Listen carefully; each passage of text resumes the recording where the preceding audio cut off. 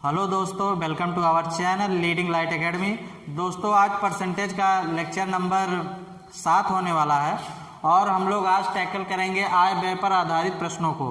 तो इसमें कोई फार्मूला है नहीं, हमको अपनी समझ पर, भाषाई समझ पर क्वेश्चन को सॉल्व करना होता है।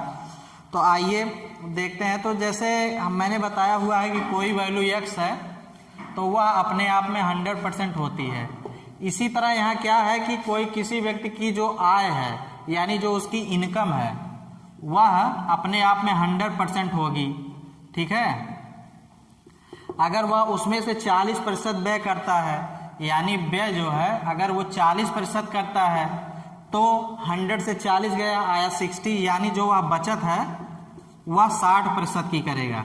यानी कि किसी व्यक्ति की आय को हम लोग एक होल वैल्यू मानेंगे, उसे 100% के बराबर मानेंगे और उसमें जो कमी की जाएगी, जो वृद्धि की जाएगी, इसी प्रकार के क्वेश्चन को इस टाइप में हम लोग सॉल्व करेंगे। दोस्तों, ये हमारा क्वेश्चन नंबर 1 लिखा हुआ है। इसमें कह रहा है गोपाल अपनी मासिक आय का 30% भोजन पर, 40% परिवहन पर, 20% शिक्षा पर खर्च करता है। उसकी बचत 500 रुपये है। गोपाल की मासिक आय कितनी है? यानी गोपाल की जो आय है वह 100% होगी। इसमें से वह देखिए 30% भोजन पर -30 प्लस 40% परिवहन पर प्लस 20% शिक्षा पर खर्च कर देता है। यानी ये वैल्यू वह खर्च कर देता है। तो 40 30 70 20 90, यानी 100 से 90 जाएगा, आएगा 10%। गोपाल अपनी आय से इतनी वैल्यू खर्च कर देता है तो उसके पास बचता है 10%। और जो गोपाल की मासिक बचत है वह 500 रुपये है। यानी गोपाल की जो आय है, मान लीजिए उसकी इनकम आई है, इनकम का 10% 500 के बराबर है। ये 0 से 0 गया, 10 इधर जाएगा, यानी जो उसका इनकम है वह 5000 रुपये प्रति माह है। दोस्तों, हमने क्या किया कि उसकी आय है वह अपने आप में 100% होगी। उसमें से 30% भोजन पर, 40% परिवहन और 20% शिक्षा पर वह खर्च कर देता है। तो उसके पास जो शेष बचेगा वही बचत होगा। यानी उसके पास 10% की बचत हो रही है। उसकी जो इनकम है उसका 10% बचत के बराबर है। तो इस प्रकार उसकी इनकम 5000 रुपये आ जाएगी। दोस्तों, ये सवाल, इसी सवाल में भाषा के आधार पर क्या करेगा, वो यहीं पर एक छोटा सा चेंज कर देगा। देखिए, तो देखिए पहला प्रश्न और दूसरा प्रश्न दोनों सेम है, लेकिन भाषाई आधार पर बस यहाँ पर थोड़ा सा अंतर है। इससे पहले वाले में था 30% भोजन पर, 40% परिवहन पर। इसमें है 30% भोजन पर, शेष का 40% परिवहन पर खर्च करता है। तो आइए देखते हैं इन सवालों को कैसे हम लोग सॉल्व करेंगे। देखिए, आय उसकी एक होल वैल्यू है और होल वैल्यू 100% होगी। तो आय मानते हैं हम लोग, आय जो है वो 100% है। ठीक है, आय उसकी। उसके बाद कह रहा है कि 30% भोजन पर खर्च कर देगा, यानी जो अब शेष बचेगी, अगर इसमें से -30% करेंगे यानी 70% इनकम, अब 70% आय उसकी शेष बची जब उसने 30% भोजन पर खर्च कर दिया। उसके बाद कह रहा है शेष का 40% परिवहन पर। दोस्तों, यहाँ समझने वाली बात है, यानी शेष का जो अब बचा है उसका 40% परिवहन पर खर्च कर रहा है, ना कि जो उसकी आय है। तो हमें जो 40% निकालना है, आपकी बात डायरेक्ट 100 से नहीं घटाएंगे, वो 70 का 40% निकाल कर यहाँ से घटाएंगे। तो यानी 70 का 40%, 70 × 40/100, 0 से 0 कटे, यानी ये आएगा 28। यानी 70 से 28% निकल जाएगा और जो वैल्यू बचेगी वह बचेगी 40 30, यानी जो वैल्यू बचा हुआ 42%। यानी उसकी आय थी 100%, 30% उसने भोजन पर खर्च कर दिया। ठीक है, उसके बाद अब जो 40% शेष का 40% परिवहन पर खर्च कर दिया और अभी जो शेष बचा है वह 42% बचा। दोस्तों, ये जो 42% है वह 100 का शेष 42% बचा है। यहाँ हमने देखा कि 70 का 40% आया हमारा 28, यानी 70 से 28 गया, आया 42। उसके बाद कह रहा शेष का 40% परिवहन पर, 20% शिक्षा पर खर्च करता है। अभी दोस्तों अब इसका 20% वह शिक्षा पर खर्च करेगा, शेष का 20% वह शिक्षा पर खर्च करेगा। तो यहाँ से हम 42 का 20% निकालेंगे। 42 × 20/100, 0 से 0 गया, 42 गुना 84/10 यानी निकल के आया 8.4, यानी 42 का 20% है 8.4।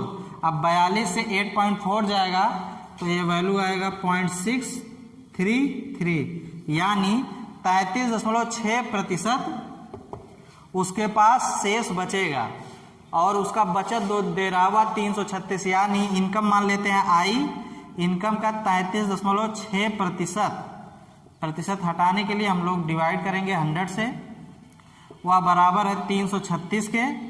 दशमलव हटाने के लिए इधर 0 बढ़ा दे या इधर बढ़ा दे, इधर 0 बढ़ा देते, 336 से 336 गया, इनकम उसकी निकल के आई 1000 रुपया प्रति मंथ।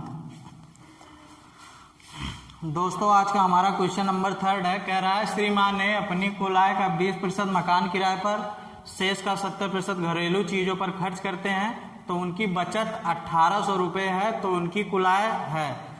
श्रीमान ये है, यानी हम मानते हैं इनकी जो आय है वह 100% होगी, ठीक है। इससे 20% वह मकान किराए पर खर्च कर देते हैं, यानी -20% ये मकान का किराया हो गया, ठीक है। तो जो शेष वैल्यू बची वह 80% बची, यानी उनकी आय का 80% उनके पास अभी शेष है। कह रहा है शेष का 70% घरेलू चीज़ों पर खर्च कर देते हैं, यानी जो 70% वो खर्च करते हैं वह शेष का, यानी 80 का 70%, यानी 80 × 70% के लिए 100 से डिवाइड कर देंगे, ये 0 से 0, 8 7 ये आ जाएगा 56, यानी 70% 56 के बराबर है, ठीक है। 56%, तो 80 से 56 जाएगा, ये दोनों प्रतिशत में है, अतः वैल्यू घट जाएगी, तो जो निकल के आएगा 24%, यानी श्रीमान ए की आय का 24% अभी शेष है, और वो कह रहे हैं कि 180 रुपये की 1800 रुपये की बचत करते हैं, यानी उनकी इनकम का 24% बराबर है 1800 रुपये के। इसे हम आगे सॉल्व करते हैं और दोस्तों काटते हैं, 6 चौक 24, 6 त्रिक 18, 0 0, फिर आगे इसे काट देंगे, 3 सते 28, 4 सते 28, 4 पंचे 20, यानी श्रीमान ए की जो इनकम है वह 7500 रुपये है, ठीक है। चलिए अगले क्वेश्चन की ओर बढ़ते हैं। दोस्तों हमारा अगला क्वेश्चन है, एक आदमी 10% निर्धन कोष में दान करता है, शेष का 20% बचत बैंक तथा 70% घरेलू कार्यों में खर्च करता है। यदि उसके पास 900 रुपये शेष रह जाता है तो उसकी आय ज्ञात कीजिए। यानी हम फिर व्यक्ति की जो आय है उसे 100% मानते हैं, तो 10% वह निर्धन कोष में दान कर रहा है, यानी उसके पास अब 90% शेष बचा। उसके बाद कह रहा है शेष का 20% और 70%, 20% बचत बैंक, 70% घरेलू कार्यों में खर्च करता है, यानी 90 का वह 20% बचत बैंक तथा 70% घरेलू कार्यों में खर्च करता है, यानी 20 + 70, यानी 90 का 90% इन जरूरी मदों में खर्च करता है। तो जो हमारे पास शेष बचेगा, यहाँ देखते हैं 90% का 90% निकालेंगे, 0 से 0 कट जाए, ये आएगा 81, यानी 81%, यानी 90 से 81 घट जाएगा, तो जो शेष बचेगा वह 9%, यानी उस आदमी की आय का 9% अभी शेष है, यानी इस आय को वह बचत में यूज करेगा या इन पैसों की वह बचत करेगा। तो कह रहा है कि उसके पास 900 रुपये शेष रह जाता है, यानी जो व्यक्ति की इनकम है उसका 9% बराबर है 900 के, यानी व्यक्ति के इनकम का 9% 900 के बराबर है। यहाँ कह भी रहा है कि उसके पास 900 रुपये शेष बचता है, यहाँ शेष 9% बचा है व्यक्ति की इनकम का, यानी ये 100% है, ये इनकम है, इनकम को हमने 100% माना है। तो इसे सॉल्व करेंगे तो ये 100 टाइम जाएगा, तो उसकी इनकम निकल के आई 10,000 रुपये। प्रतिमाह। दोस्तों आइए अगले सवाल की तरफ बढ़ते हैं। आइए दोस्तों, हमारा अगला सवाल है, कह रहा है एक आदमी अपनी पूंजी का 1/3 भाग 7% पर, 1/4 भाग 8% पर और शेष 10% पर निवेश किया। उसकी वार्षिक आय 561 है, तो पूंजी ज्ञात कीजिए। यानी जो वह निवेश कर रहा है वह भिन्न में कर रहा है, यानी 1/3, 1/4 तथा शेष जो वैल्यू है वो भी भिन्न में ही आएगी। तो ऐसे प्रश्नों को हम लोग सॉल्व करते समय क्या करेंगे कि जो भिन्न का हर है उसका एलसीएम लेंगे और उसे होल वैल्यू मानेंगे, यानी 3 और 4 का एलसीएम निकालेंगे तो ये 12 आ जाएगा।